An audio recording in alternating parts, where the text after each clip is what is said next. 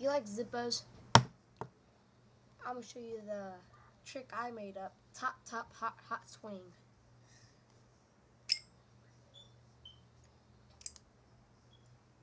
Once again, the slow-mo.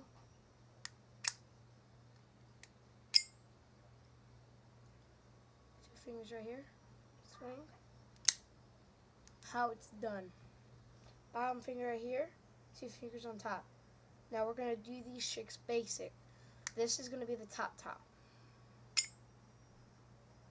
Okay? Now, this is gonna be called the hot swing. Why is it called hot swing? Easy. It's lit and you swing it while it's lit. But this one don't have much wick in it. Okay?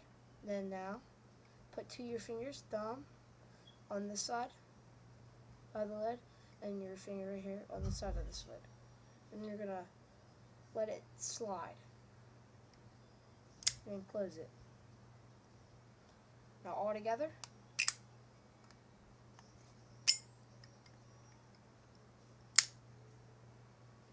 That's the zippo trick. Hope you learned. If you have any questions, text me.